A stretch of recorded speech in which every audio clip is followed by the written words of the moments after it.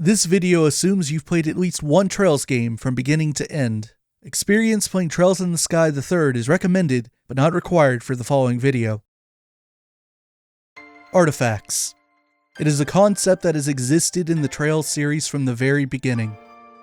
You cannot play even one game all the way through without hearing of these peculiar items and seeing at least one instance of what they're capable of. The nature of these curios is one that goes hand in hand with the very core of this series, and their influence continues to shape the long-form story game after game. But just what are they? What defines an artifact, and where do they come from? Let's explore what we know of artifacts to date, and evaluate the effect they have on modern-day Zemuria.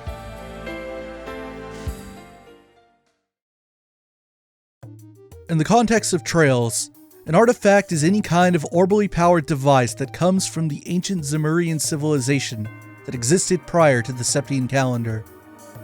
However, artifacts are much different than the technology that has been developed since the start of the Orbital Revolution.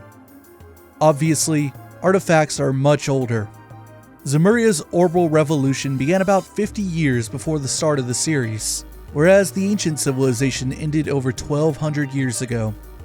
The biggest difference between artifacts and modern technology is how much more advanced artifacts are than current orbments. Oftentimes, what an artifact is capable of is beyond human comprehension and cannot be replicated with even the most advanced orbital engineering. Despite these devices also being orbally based, they cannot yet be properly analyzed with modern technology either. Naturally, this discrepancy between the ancient civilization's prowess and current orbital technology is one of the series' greatest mysteries. The ancient Zemurian civilization came to an end from an unknown catastrophe referred to as the Great Collapse. To date, we don't have the full picture of what happened during the Great Collapse, let alone why. However, we do know that what followed was a dark age of ruin. It took over a millennium and a professor from Amman State named C. Epstein to rediscover orbital energy for a revolution to take place. And while the details are scant thus far, it is believed Epstein discovered that orbital energy could be harnessed from septium crystals by studying the nature of artifacts. But if artifacts are the remnants of a bygone advanced civilization, where are they coming from in modern times? And what happens when these incredibly powerful vestiges are found?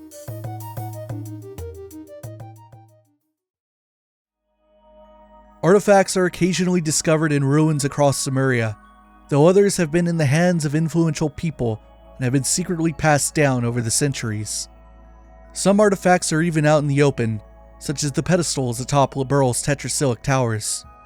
On that note, it's important to understand that artifacts are not always still functioning. Many, if not most, have long since lost their power and have no use outside of being objets d'art as exhibits in museums or in the private collections of eccentrics. In fact, you can see some supposed non-working artifacts in the Grand Sail History Museum during all three Trails in the Sky games. However, in the event a functioning artifact is found, then one of two things will happen. Functioning artifacts are considered the jurisdiction of the Septian Church. The Church, in its infinite wisdom, has ordained artifacts to be premature gifts from the goddess. Ironically, for as much as the nations in Zemuria seem to never agree on anything, one thing they do agree on is that when it comes to functioning artifacts, it's forbidden for anyone to possess them, and they're better left in the hands of the Septian Church. The division of the Church tasked with handling artifacts is called the Congregation for the Sacraments, and isn't widely known to the outside world. More specifically, it is a secret sect inside the Congregation for the Sacraments that is tasked with artifact retrieval. That would be the Gralsritter, or the Grail Knights as some refer to them. We can go more fully into detailing the Gralsritter, as well as other sects of the Church at a later time, but what you need to know for now is that they mostly work in the shadows, and are highly capable. Ideally for the Church, a functioning artifact will be secured by a national government in order to be cleanly handed over. However, that doesn't always happen. The immense power of functional artifacts makes them incredibly valuable, and those that illegally come to possess them are not quick to surrender.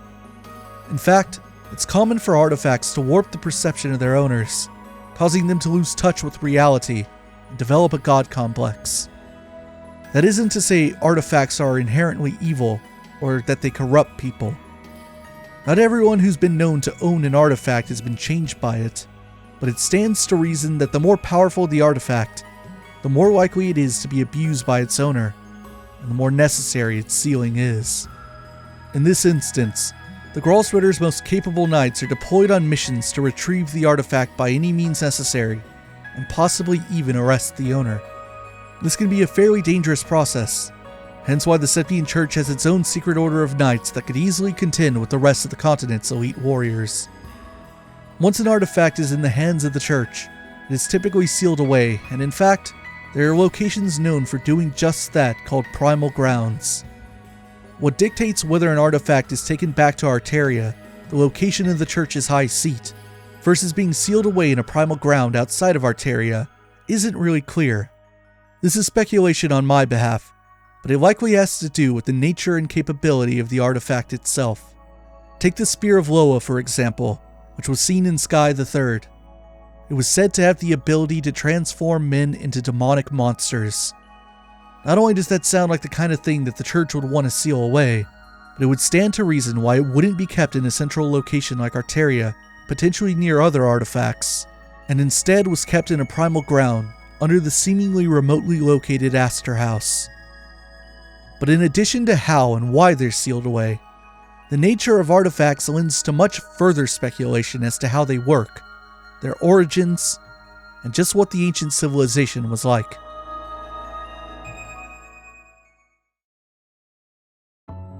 The Spear of Loa remains a poignant example, and I don't think it was a coincidence Falcom chose to include details of such an insidious artifact so early in the series.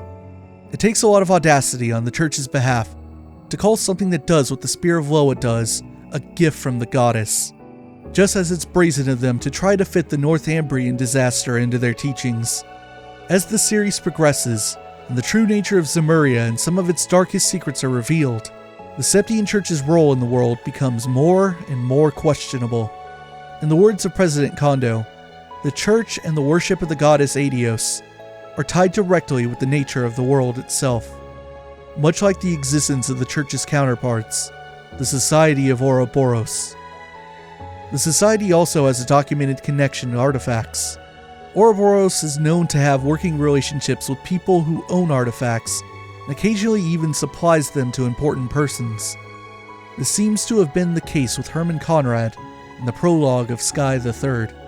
Kevin Graham suspected Ouroboros' involvement in that case, though he also noted that it seemed the Society had cut ties with him by then.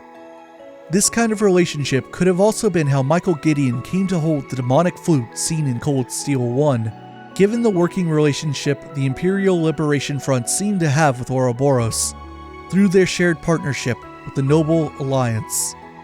This, however, is purely speculation.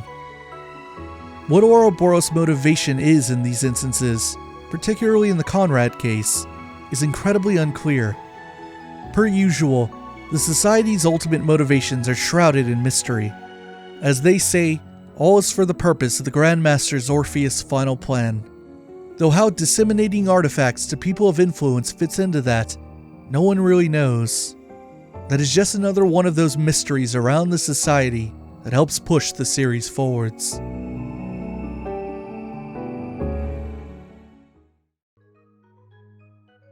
From the very beginning, artifacts have played a quiet but important role in this series. A role that is only becoming more pronounced as time goes on. The nature of artifacts themselves ties in with the mysteries around the ancient civilization, and thus the Great Collapse. And as those of us who have played the series extensively already know, the direction of Trails as a whole, and its ever-evolving story world, is one and the same with those very mysteries. The more we learn about artifacts is the more we learn about ancient Zemuria, and effectively, the ultimate direction of this long-form narrative Falcom has been crafting for 15 years running. It may even be that artifacts are connected to more recent and present-day events than we currently know. Undoubtedly, their significance cannot be overlooked. As Trails enters its third phase, it will be fascinating to see what new mysteries unfold, and how much more we can learn about artifacts and their creators.